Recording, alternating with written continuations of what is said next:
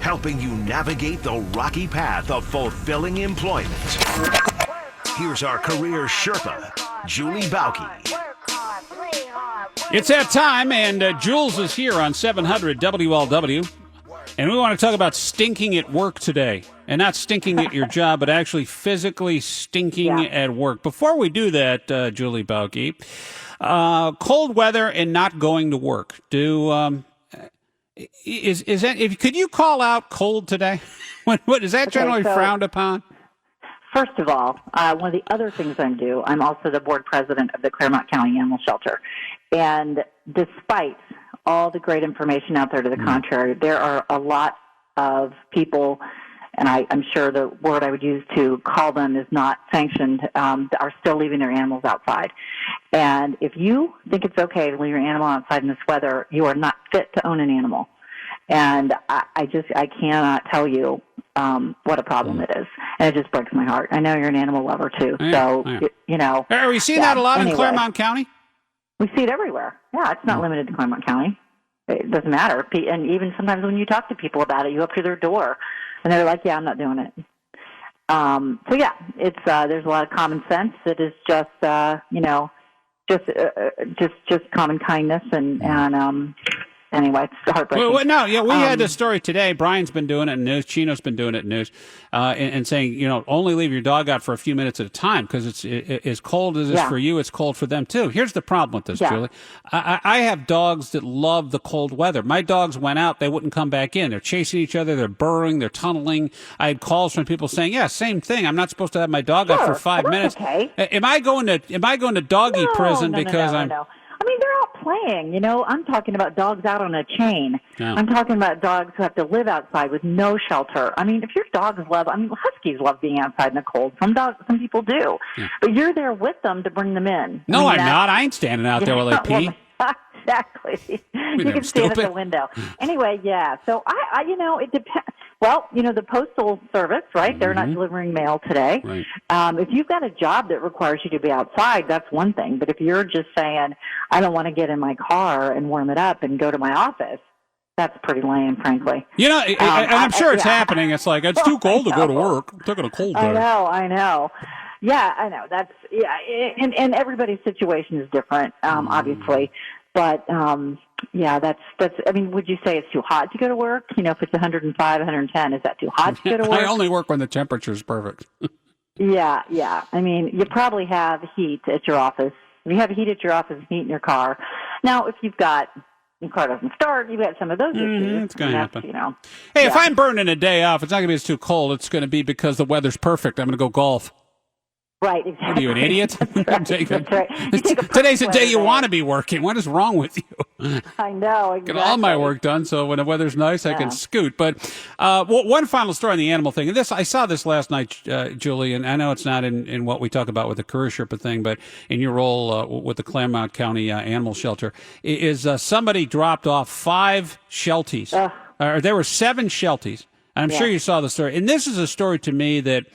I would ask you, if you're anti-death penalty, how does this story make you feel? Somebody had 7 shelties, dropped them off. Where was it? Sharon Woods or I'm not sure. Where in Warren County, I think. Okay, dropped these dogs off in a park yesterday.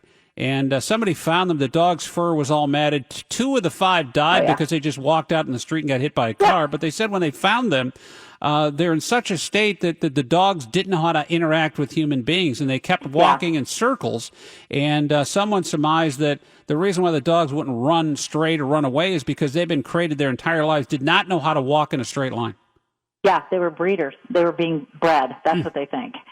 And I really hope someone turns that person in. And there's a new law that they're trying to get passed, and I need to read more about it to make any of those sort of things, any sort of animal cruelty, felonies, and it should be. I mean, you are a piece of crap if you literally are the worst human being. Something like that. You really are. I mean, all these innocent people who have not done anything get cancer and die of horrible things.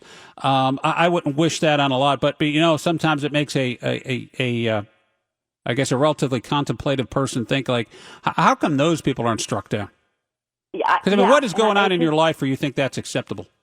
Yeah, exactly. And of course, there are people who abuse children, and so it's not just Horrific. Those people are, in the same broad category. But as, you let the dogs loose, knowing full well that we're going to have temperatures like this, and thank God somebody found them. It's just absolutely horrible. Anyway, let's talk.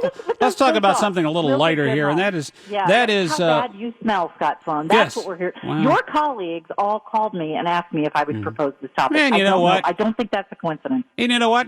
Two things. A, I don't care what my colleagues think. And B is now I'm really, if you think I stunk now, wait till tomorrow.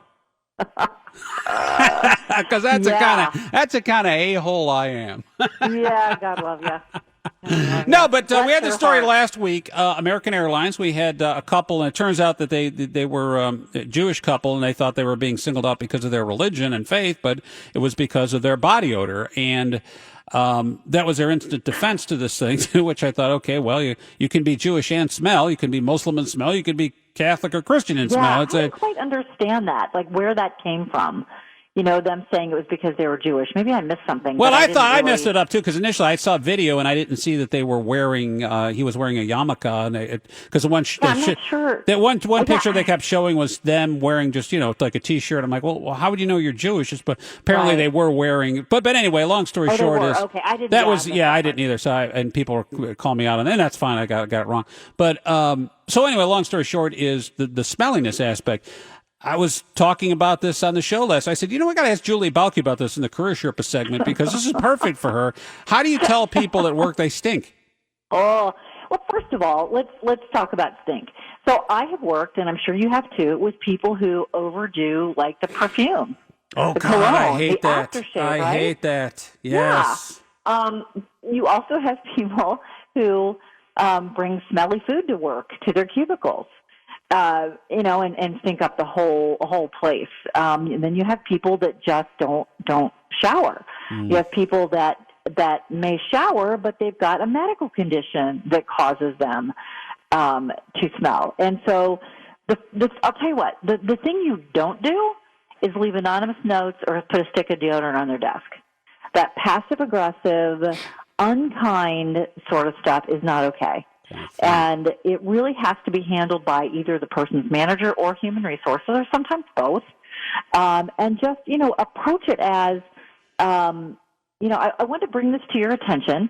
You may not even be aware of it, but I have noticed. And so you want to, if you are the person who's noticed, or a few people have mentioned, but it's nice if you have experienced it firsthand that, there's a strong odor coming from that come strong, that you have a particularly strong odor. Yeah, you gotta wash your ass. Is that what you said?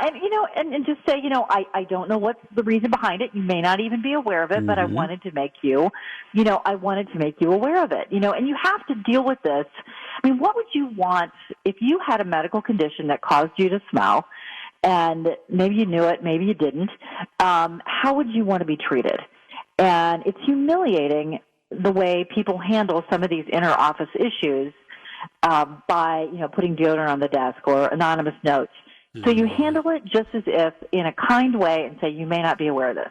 And, it's clearly easier if it's like, there's a lot of people in the office who are really sensitive to really strong smells. And we'd like if you would wear less perfume or less cologne. That's easier than... it may be your laundry soap, it may be the soap you're using, in other words, don't try to, give them the information and then let them respond. And, clearly if it's like, well, you know what, I like this, I like to spray myself with a whole can of Axe body spray every day, and I'm going to keep doing that. Normally that's a person that's on the equipment in front of me at the gym. Yeah, exactly. That's another conversation because you really, if you have to consider what type of work environment. I mean, if you, and I don't know, about this airline thing, how bad it was, if everybody was complaining about it. If you've got 6 or 8 people sitting around you at work and their ability to work is being impacted by their eyes watering, that's an issue. If you've got somebody next to you in the next cubicle who just has a very sensitive nose, like I don't, which is why I generally don't wear perfume because I don't have a very sensitive nose. And so I might be wearing a lot and I wouldn't even know it. Yeah. And so a lot of people, I think they don't even know. And so the first thing to do is kindly bring it to their attention without judgment.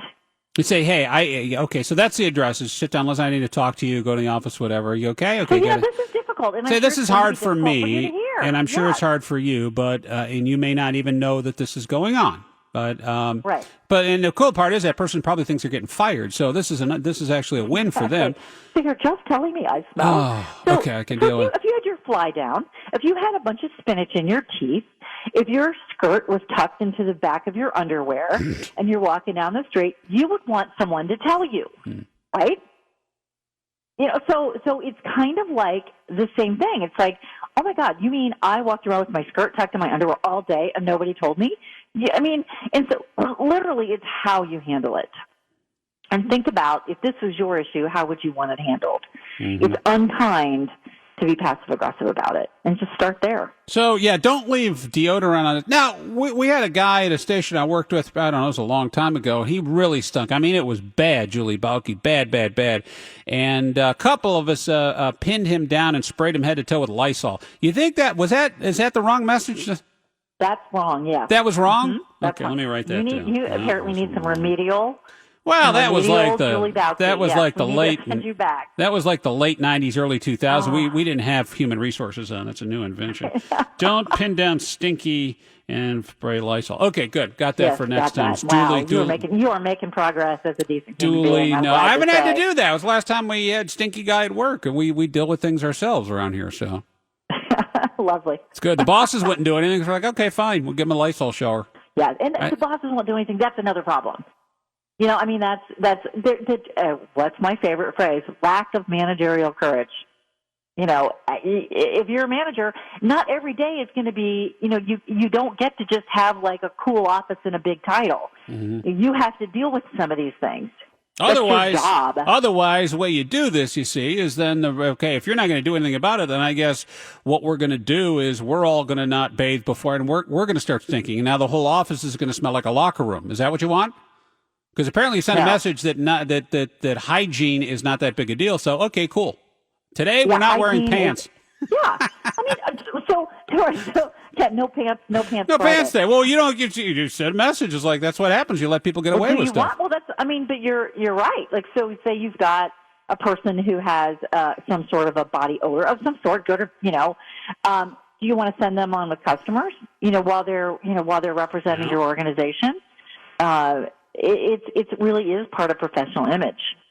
Yeah, you kind of have a responsibility there, and if you want to be the boss, then sometimes you got to do tough boss-like things. But then again, that's why you get to leave at 4:00 on a nice Friday afternoon when the weather's nice. It's a trade-off for that kind of stuff. Julie Bauke, no, not always. Our Career Sherpa on the show. Make sure you bring your dogs and cats inside. Your animals at least in the garage with some blankets and something. It's insane. But every day we're surprised by some other level of idiocy, I think, in the world. What's the deal with having a dog? Why would you have a dog if you just leave it chained up outside all the time?